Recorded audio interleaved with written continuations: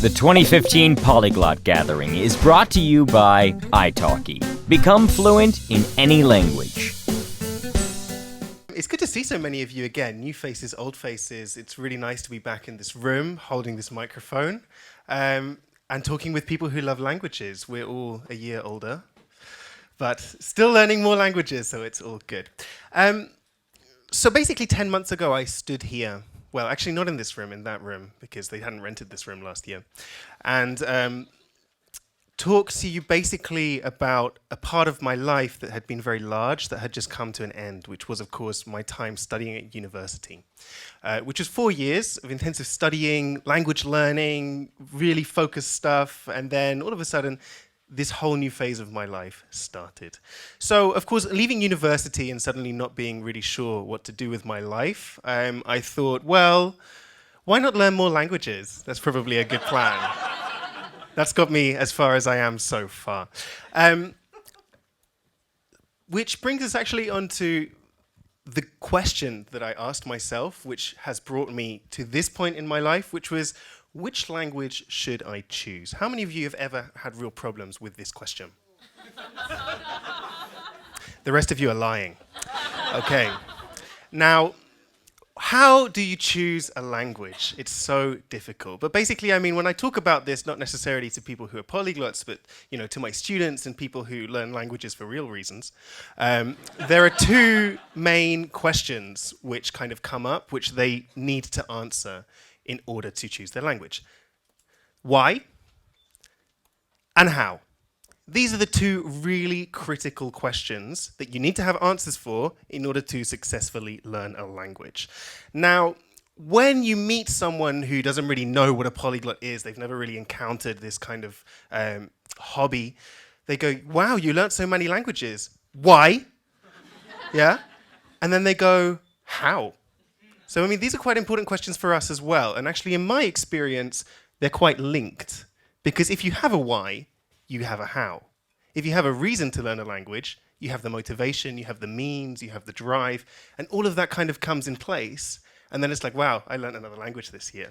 So let's kind of look at what exactly I mean by these whys and hows, these kinds of reasons. So first of all, under why, we have work, relationships, holidays, cultural interests, heritage, these kind of things, these really good reasons as to why you should start learning a language, why you should invest your time into, pursuing something which is not going to be a short term investment. This is going to take a few years to really master a language and to be able to really get the benefits out of it.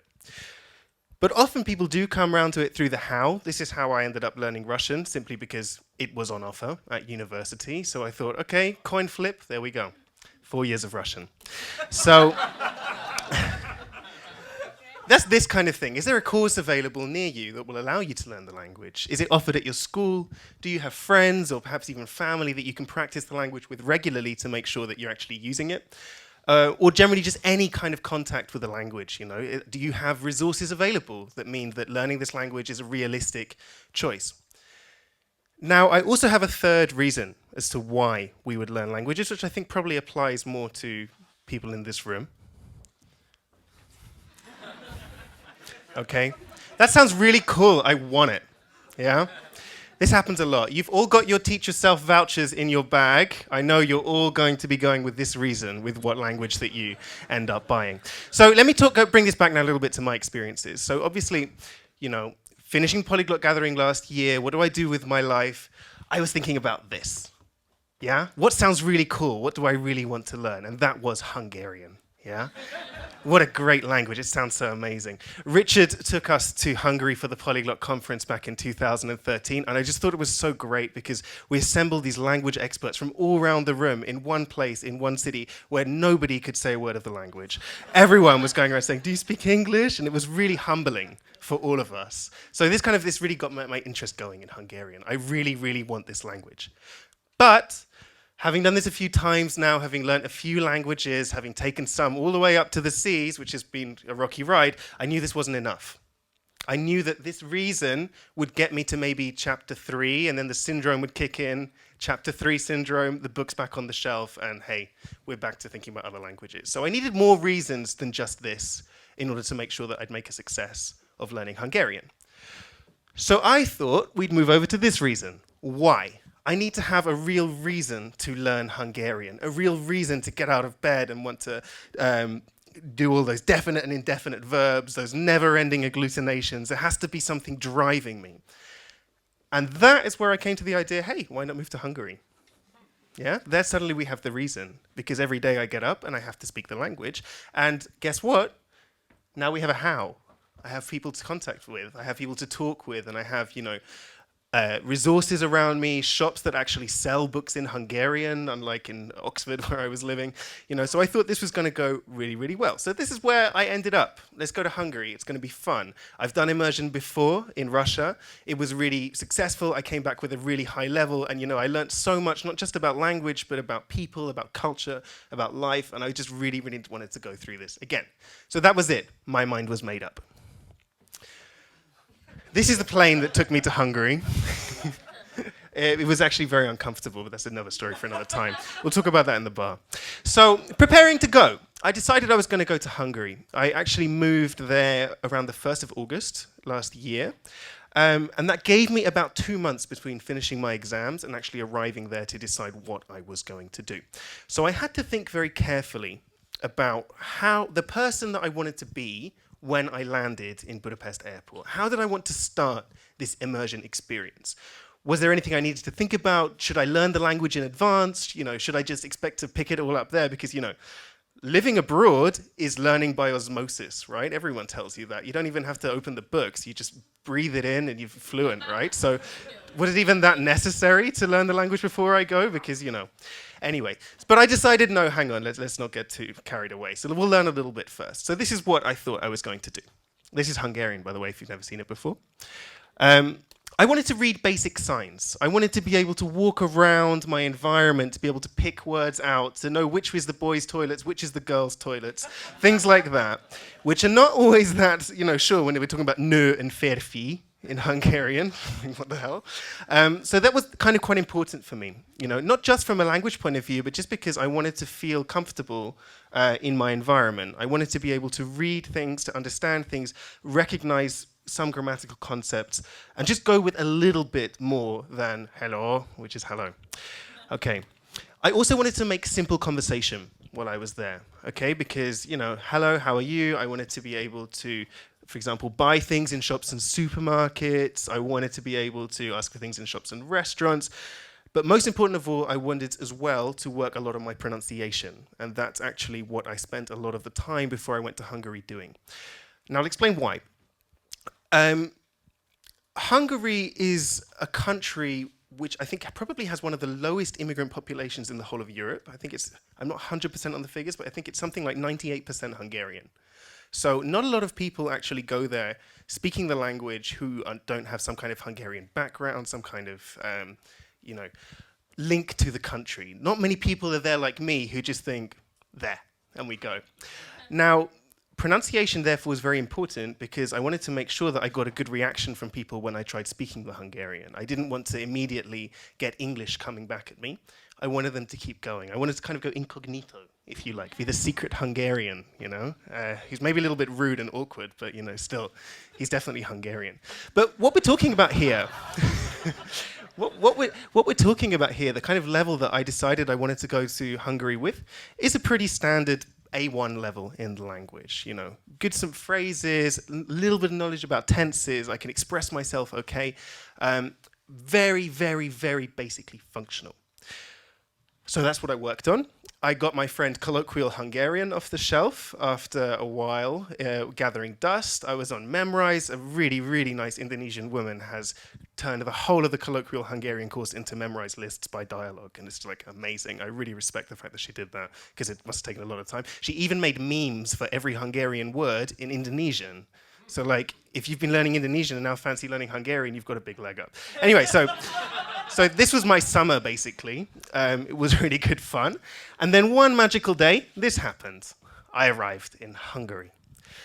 So with this basic A1 level, which I had, with this good pronunciation, I felt really well armed to kind of take on the challenge of starting my new life in Hungary.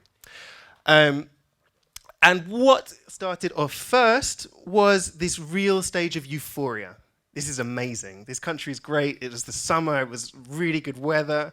It was, so exciting every day to kind of be getting up and speaking this bizarre language. And actually, the response that I was getting from people was really good. They'd be like, whoa, you're not Hungarian? Your pronunciation is great. And I'd be like, yes, thank God. And, I remember really, really clearly going to a bar and ordering a beer and kind of going, okay, we're going to have to use a Hungarian now. So you go over and they say, mit szeretnél? They say, egy sört kérek szépen. And they go, okay, and it works. And I wanted to turn around and be like, hey, everyone, I just used the accusative, and I've been doing this for 3 weeks, and I did it, and he understood. And then he's like, más valamit? And I'm like, okay, I don't know what you said, so I'm just like, here's the money. Here's the money. Off we go. So this is what it was like. It was really, really exciting. And the best thing about it is that I felt like I was 4 years old again. I couldn't speak in fully joined up sentences like an adult. And after 4 years of writing essays in Oxford, that's really, really fun. You get to talk like a complete toddler. So, for example, I think what really got me through this phrase is that I found it so hilarious for myself. I really found it so entertaining that I was reduced to this complete, incommunicative baby when talking to these people. So I'd go to the metro station and be like, me ticket, want? And they'd go, what? And I have to reply in English, and, it was fun, basically, for that kind of thing. But what was also really good is that actually I saw the work that I had put in to get to this A1 level was really also paying off, because I was understanding a lot. If you've ever done one of these courses, the Routledge or the Teach Yourself and that kind of thing, they do teach you a lot of really frequently reoccurring words. So even just, with some of the course having been done, having done lots of memorized lists, you can probably pick out of conversations maybe as much as 20% of what's going on, the connector words, the words about feelings, words about weather, those kind of things. That's a lot of what people talk about. And when you're in a new country for the first time with a completely new language like Hungarian, which has got nothing to do with what you've done before, that's a real boost to feel, wow, I actually understand this much. So this stage was great. This stage was absolutely wonderful. It was euphoric, and I really, really had a good time. But it's not the final stage, because then what happened is this. Settling. Okay, this is where things start to get a little bit more serious. Okay, we're beyond the stage of euphoria, and rather than just wandering around, getting excited about using various cases correctly or incorrectly, life starts to kick in, because actually, when we go to start a life in a new country, things that you had to do at home, which you were very comfortable in your own language, you suddenly have to do in a new language, and that can also be very challenging. But still, though, I was still high from this euphoria stage. I still thought everything is going great. This is wonderful. I moved into a flat where the landlady doesn't speak a word of English at all. And I was like, oh, no problem, no problem. Me, 3 months old, speaking Hungarian. She was like, what? And obviously we didn't get there either, but, So this started to happen. I had to find a flat. I had to find a job. I had to set up a bank account. I had to do real life things. Okay, and all of a sudden, the language, the amount of time I had to be able to devote to that started to go back a little bit. There was suddenly, I couldn't afford to do kind of like the 45 minutes, hour a day that I was aiming to and that I had been doing before I moved to Hungary, because, I had to live my life. I had to do things. And one of the most important things about this stage, which is also actually probably one of the most challenging, is that I had to find friends. I had to create a social circle for myself and kind of lay foundations for the kind of life that I wanted to be having there. Now, with my Hungarian at this stage, it wasn't quite good enough. Okay. Sure, I could go into shops, I could order things, I could recognize words like marketplace, whatever. I could go into the supermarket and pick out vegetables, but I couldn't set up a mobile phone contract in Hungarian, and the woman there didn't actually speak a word of English. I had to call my friend Balint, who did everything over the phone for me, which is extremely embarrassing. I couldn't also form friendships with people beyond a very superficial level because my Hungarian wasn't there yet. Why do you want to speak to someone who speaks like a Martian? It's not an equal friendship, So after a while, of course, the people that you end up speaking to are the people that you can communicate with, and inevitably that means communicating in English.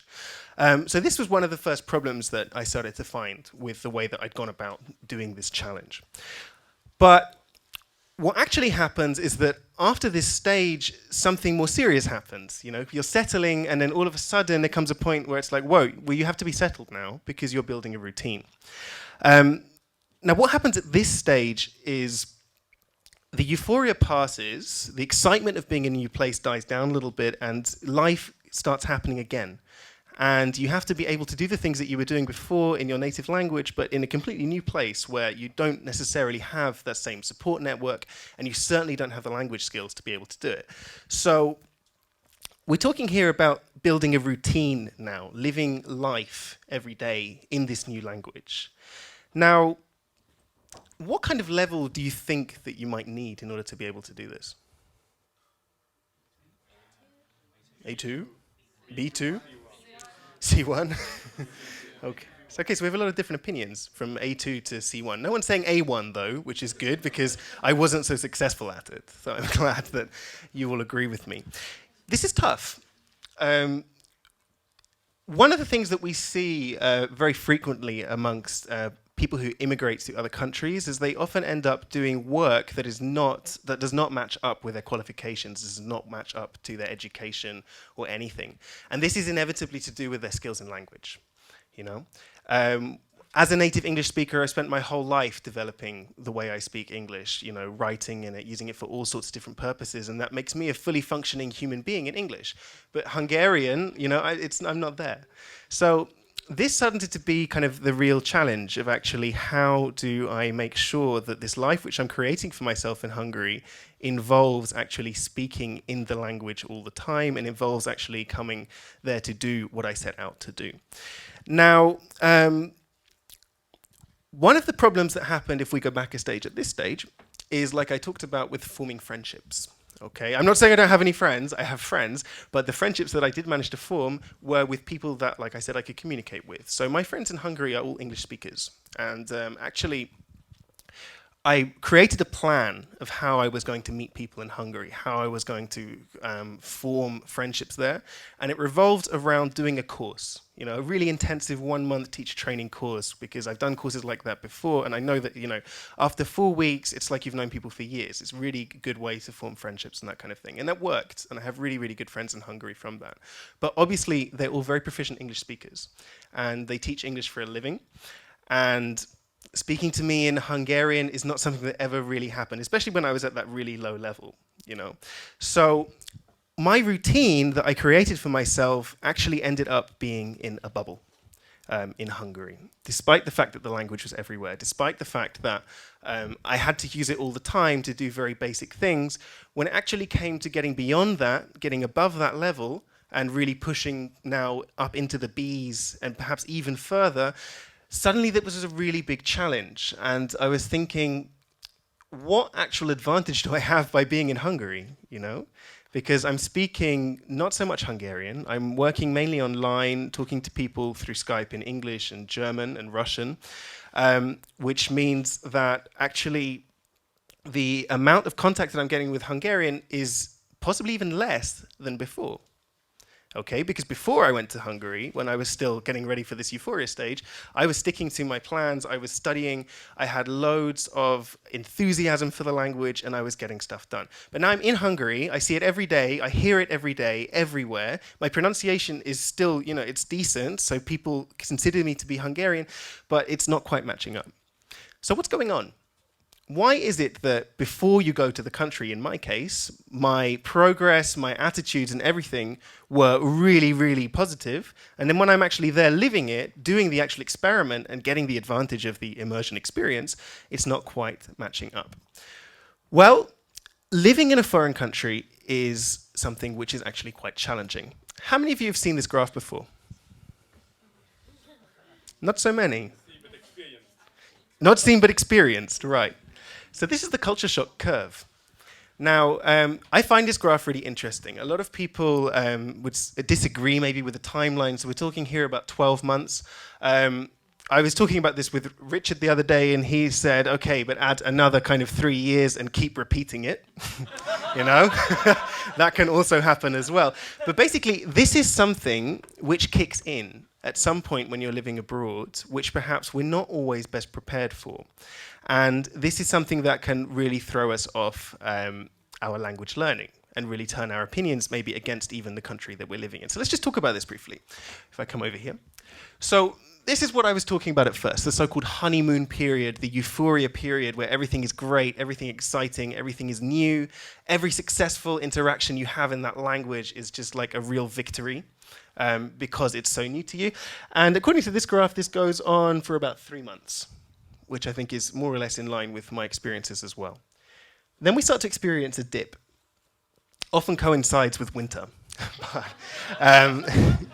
We start to experience a dip in what's going on. The things that were really exciting and that really got us going and we found so great at the beginning start to get a little bit on our nerves. Why are things so difficult? Why are things so different, you know? Why do I have to bring a shopping bag to the supermarket to avoid paying for it? You know, things that we don't have to think about in England. These differences suddenly stop being so interesting and they start getting worse. And what's also happening at this point, depending on what you're doing, is the need to actually make money, the need to have a job, and the need to get by. And if that's not really sorted in this period, like in my case I wasn't really sure what I was doing, then this really does hit hard. Okay. Now the wider psychological effects of experiencing this while you're learning a new language, while you're trying to find a job, is it can really put you off the language and it can put you off your studies altogether. So this is what happened for me. Between about this period here, I didn't actually learn much Hungarian at all. Okay, and I'm ashamed to say that, and I know that the reason why my Hungarian is not as good as I thought it would be today is because I lost this time here. Okay, now I know why that happened. And part of that is also because when you're abroad and you're surrounded by the language everywhere, it's easy to lull yourself into a sense of, how can I say this? A sense of real self-confidence about this. I don't need to be studying with the books like I was in England because I'm hearing the language every day. I'm getting exposure to it, and I'm speaking it every day when I go to the supermarket. That's my 20 minutes of practice done. Okay, that's accounted for. Okay, so what reason do I have, when I'm kind of using this language to then go back to my books and, learn new vocabulary about the property market in Hungary or the environment or all those really exciting topics that we have to get through to really start getting to fluency? But the culture shock curve is called the curve because it starts to come back up, often when winter finishes. And suddenly people tend to find that even if it doesn't go as sharply back up as this, things stabilize for a bit after that. You get used to things, you accept the fact that things are different, your routine is more established, and you feel much more comfortable being there. And that's what happened to me probably a few months ago, and my Hungarian started picking up again. But by that stage, it was perhaps already even too late to some extent, because for all of this time, I was treading water in Hungarian, despite the fact that it was everywhere, despite the fact that I had this unique opportunity that I'd had to really plan for to get, I wasn't making any progress. And the simple reason for that is because I didn't need to. Moving to Hungary was not enough motivation for me to learn the language. It wasn't quite my why, and it didn't quite give me a how. What I was able to do, kind of A1.5, is order things in shops, make polite conversation, understand some train timetables, make some small talk, explain why I'd been there, and basically deal in a very, very functional way with everything that I needed to on a day-to-day basis. Like I said, I wasn't working in Hungarian. There's no way that could have happened. I was working in other languages.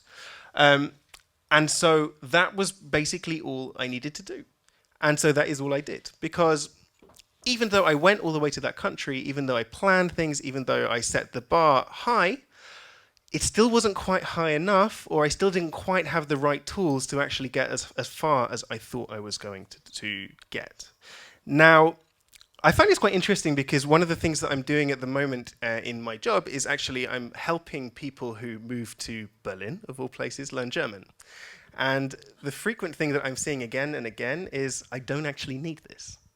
I live in Berlin, but I work in English, and I can do the things that I need to do. But you know what? I don't put my verbs at the end all the time, and people still understand me. And as a teacher, you're like, okay, well, fine, but this is the impression you're giving off, and you're not this person. You're a really educated person, and you've got a lot of skills, and that's not coming across in German right now because you're not working on this. And they're like, I don't care. And this is kind of what was going through my head with Hungarian. What would I need it for? I didn't have, there's not any direct economic use for it. It was just kind of a language that I needed to get by in order to do the basic things. So this was something that I learned. Despite the fact that moving to the country is a big step to make, it wasn't quite the whole deal. It wasn't quite the whole why that I was looking for to take me to a level where I'd say my Hungarian is fluent.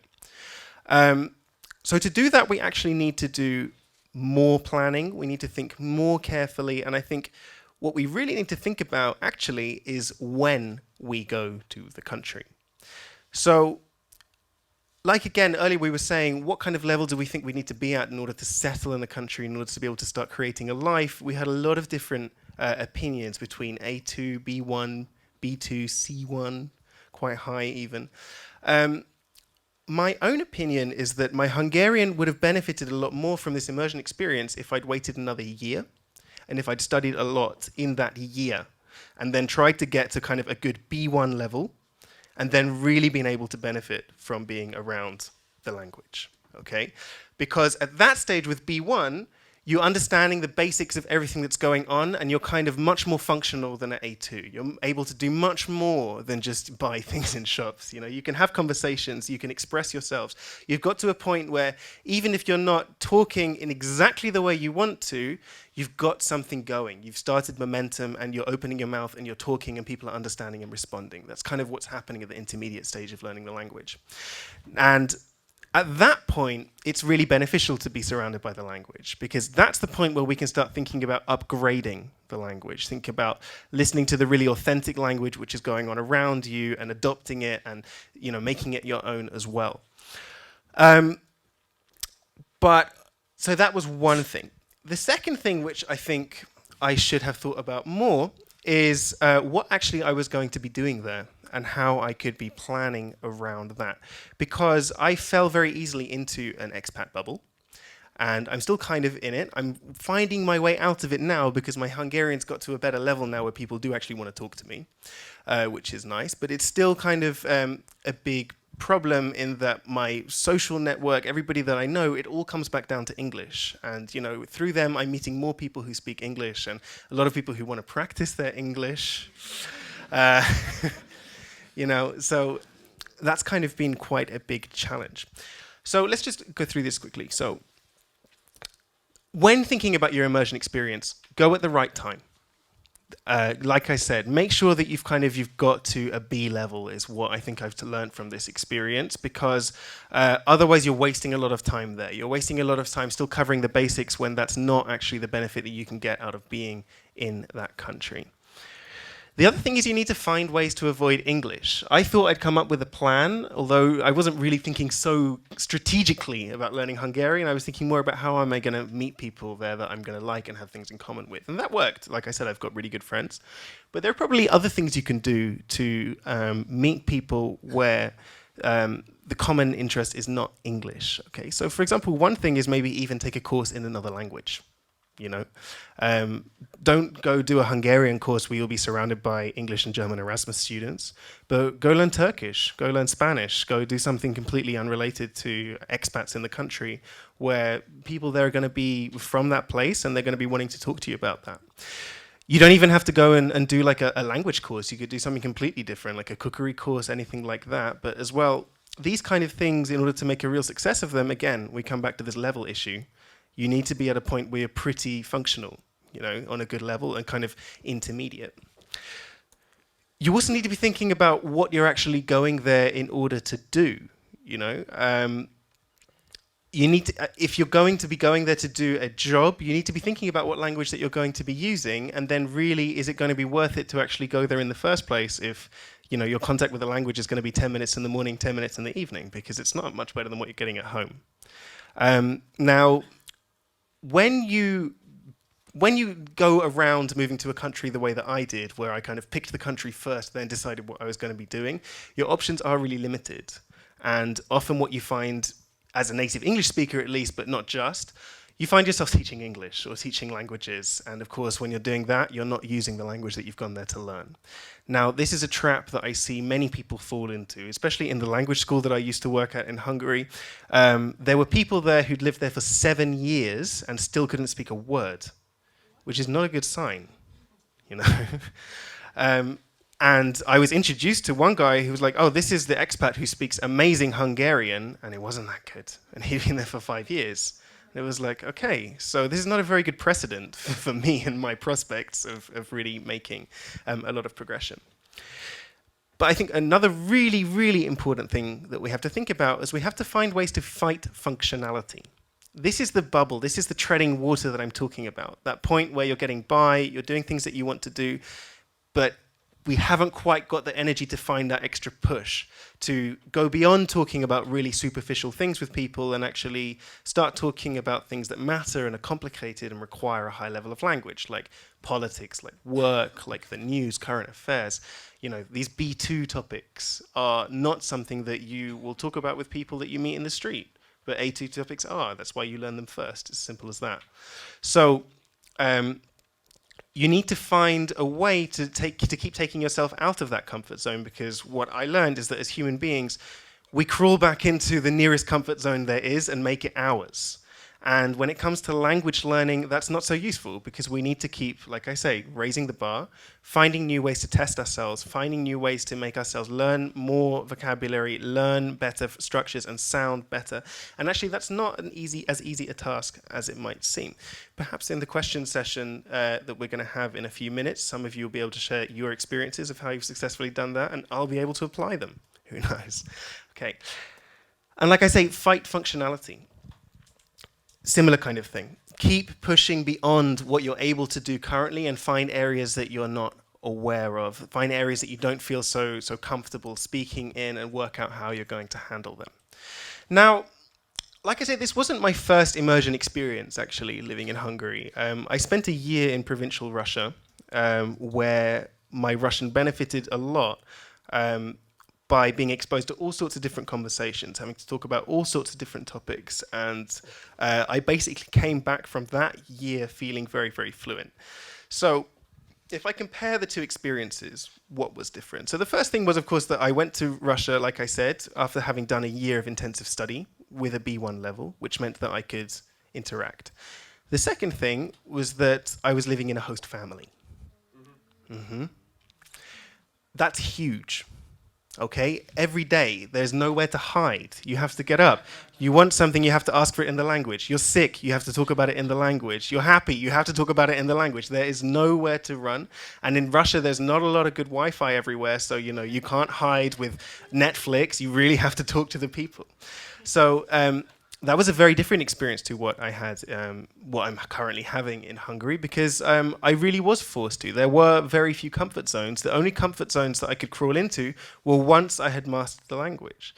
So thinking about if you are planning to do an immersion experience in the future,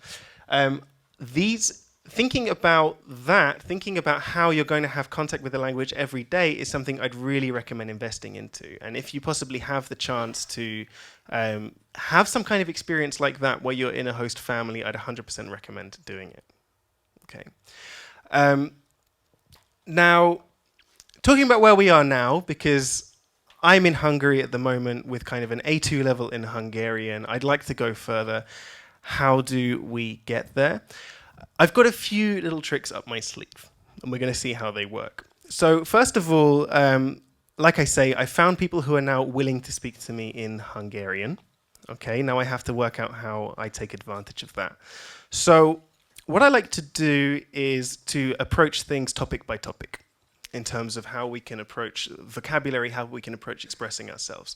So my friend is like, hey, it's really funny listening to you speak Hungarian. Let's meet up regularly and do it. I'm like, great, finally. So first topic we're going to talk about, I choose it, I work out the vocabulary that I'm going to need, I work out questions that I'm going to want to ask this person, and I make sure that I can ask them. Okay, it doesn't matter if I don't fully understand everything that they say back, because I'm going to be learning. Now, let's try and do that kind of for once or twice a week, an hour each, and see how we can go. Then we move on to more topics. We keep finding areas that I'm not really comfortable talking about yet, and keep pushing the bar up, keep thinking about how I can improve what I've already got. The other thing to do is to engage with local media. Now, this is something which I haven't done so far because, frankly, it's 2015 and the media works in a very different way now. I don't have a TV in my house. Like, I don't see the need to buy one because I have a computer, but that means that I don't watch Hungarian TV at all. Everything that I'm watching is, in English, and that I choose it from the internet, basically. And that is an enormous difference between immersion experiences now and immersion experiences maybe even 5-6 years ago. That you would have this source of the language in your home, and that if you wanted some kind of entertainment, you were forced to kind of sit there and watch it. Now, you can obviously find live TV online, you can find recordings on YouTube and that kind of thing.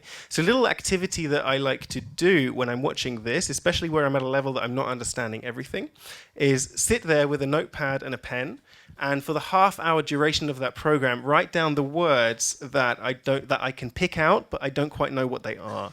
And not just that, also expressions. Okay, thinking about joining up the vocabulary that I know with new grammar things and that kind of thing. And then when the program is finished, we sit with a dictionary, work out what it was, and if you did watch it on something like YouTube, you can then go back and watch it again and see how much more you understand. That's something which I've been missing, and like I say, I think that's because of the situation of technology these days, that we just don't watch TV like we used to. And that's possibly one reason why I had this stalling period of not really being exposed to new language, because it was very easy to avoid. Now, it may be kind of, it's interesting to listen to people talking about not meeting their challenges. We set ourselves deadlines, we set ourselves goals we want to achieve. And in some ways, you learn more by not making them, which is where I think I am now.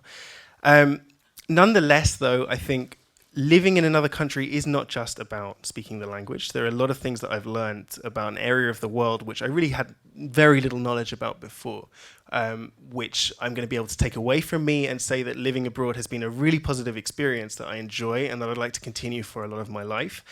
But this will always be a turning point for me. This will be kind of knowing, okay, next time you're going to do this, this is what you're going to bear in mind. Now, like I say, Budapest is a beautiful place. I'm very, very happy there, and it's really great weather. The summer has come back. So in the next few months, I would like to keep going and try and reach the next level. If you're interested in finding out how this challenge goes for me, this is how you're going to be able to get in contact with me and follow what's going on. So thank you very much for listening to me. Obviously, we're going to have time for questions and comments now, and thank you.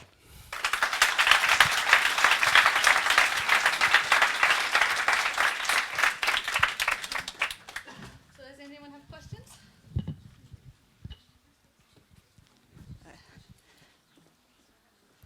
Thanks, that was a fantastic talk. I would add from my own experience. Sorry, could you start? I don't know where I'm looking. Oh, sorry. Thank you. I would add from my own experience. I went to 7 different universities abroad, and the university setting is really interesting because a lot of friends, a lot of parties, you use the language. The thing is, though, you really have to prepare. You have to be above intermediate. And before I would go anywhere and plan to stay at a few months or so, I think I would spend at least 500, if not 1,000 hours studying the language. So that means in 1 year, that's 3 hours a day, basically. That I think that's been my experience, especially if you're going to China or Japanese or Thailand, somewhere where the alphabet, where the writing system is different.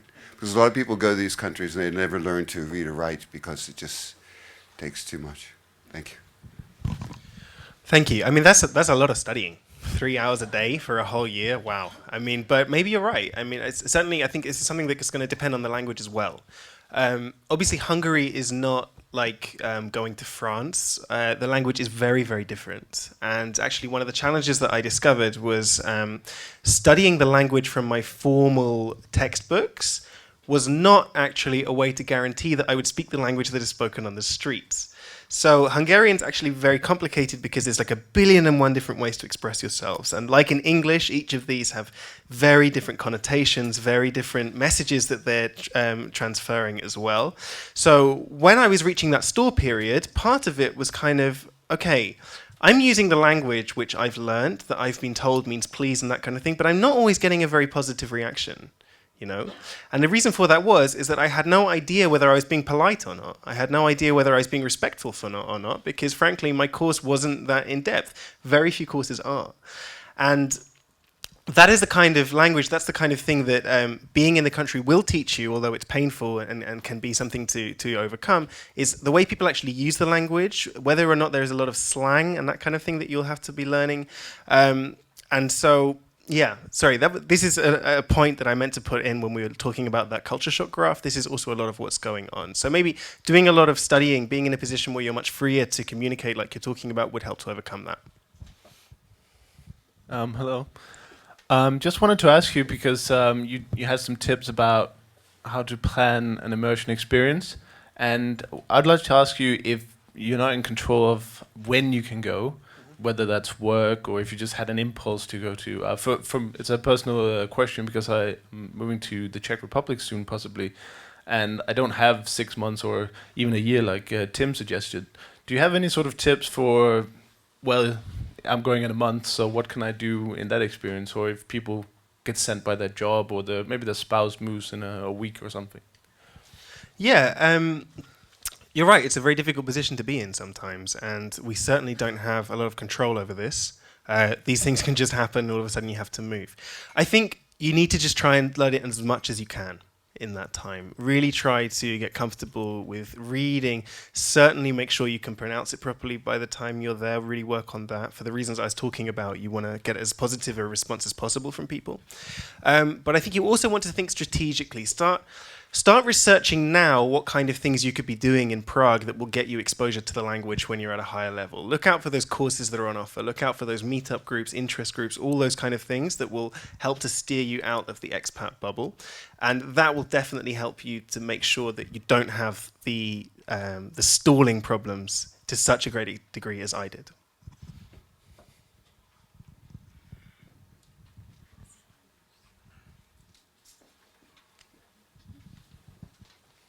Hi.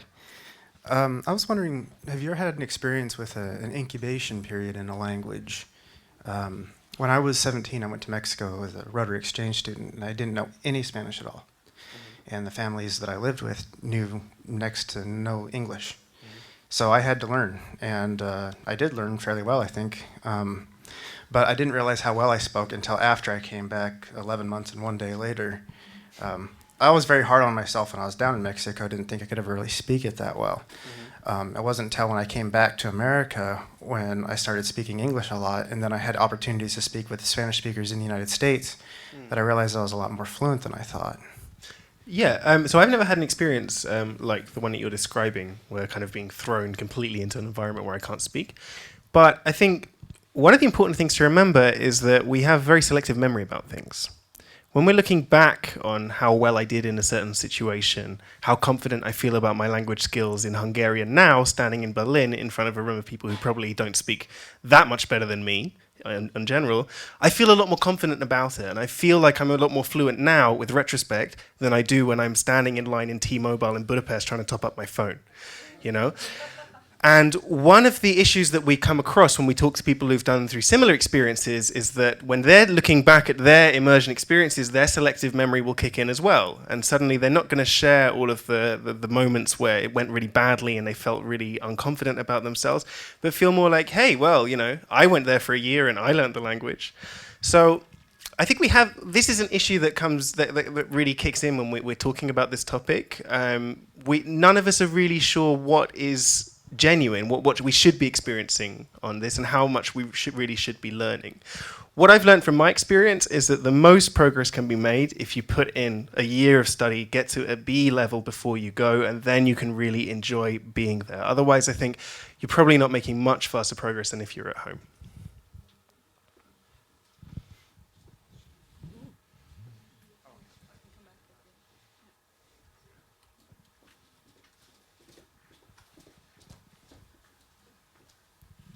Hey, Alex.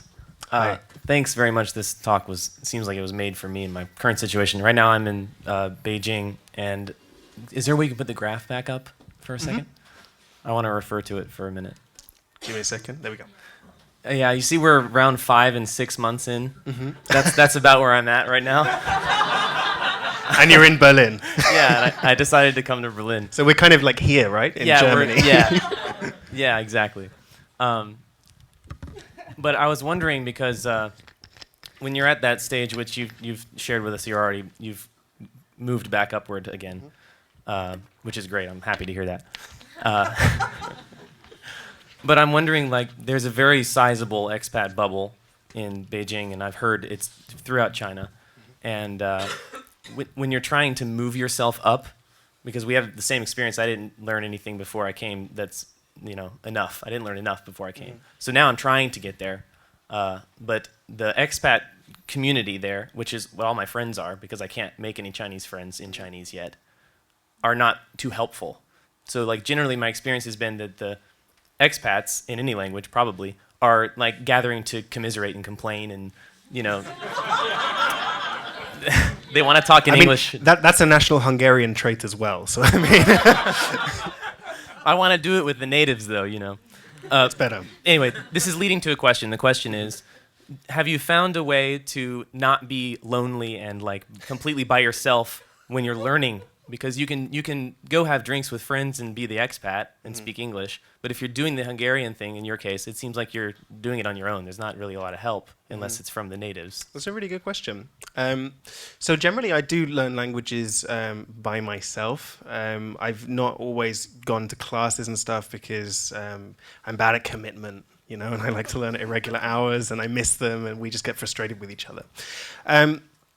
The way that I'm finding now to have contact with local people and be able to use the language is through kind of exchanges. Like I said, I'm just lucky that I have a really good friend who finds my Hungarian hilarious and wants to hear more of it.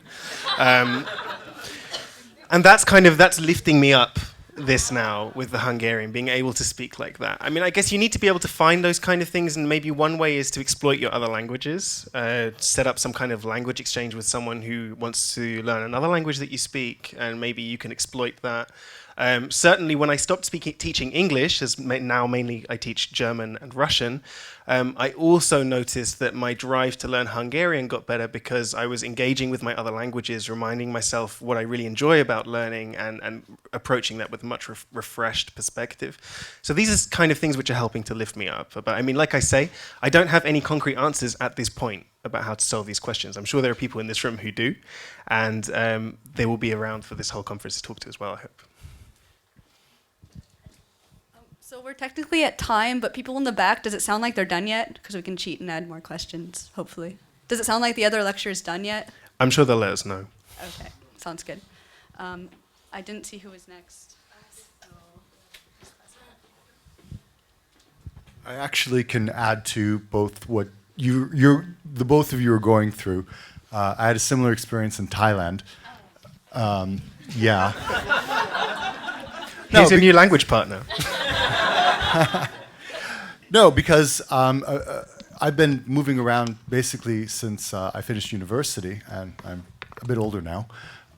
And some countries, it depends on the language. Some countries, it'll just come to you, and others, it will not. And Thailand was definitely one of those cases, and there was the expat bubble. And to you, I would counsel patience.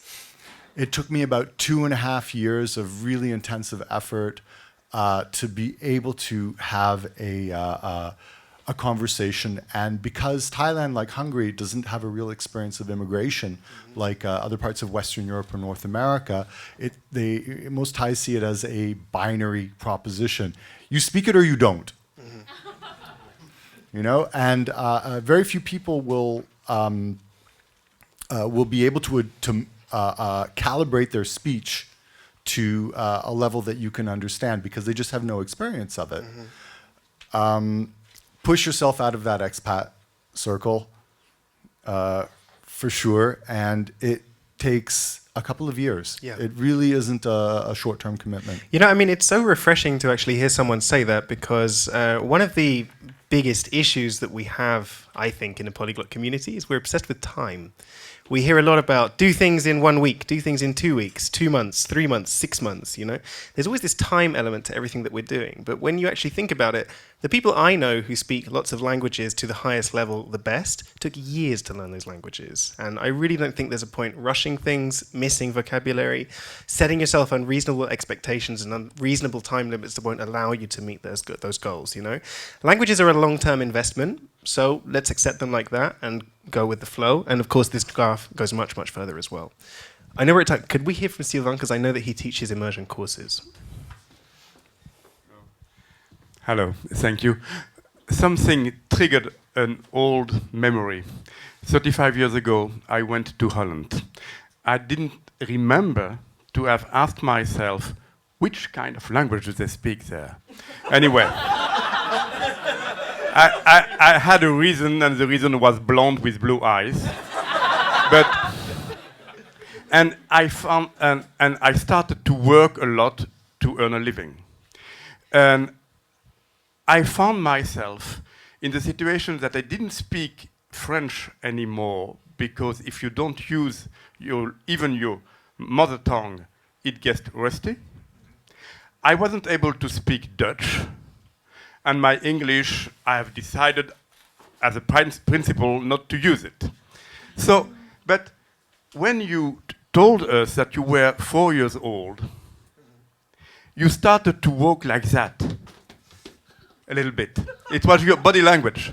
And I remember myself having that sort of movement coming back to my body, just as when I was a little boy.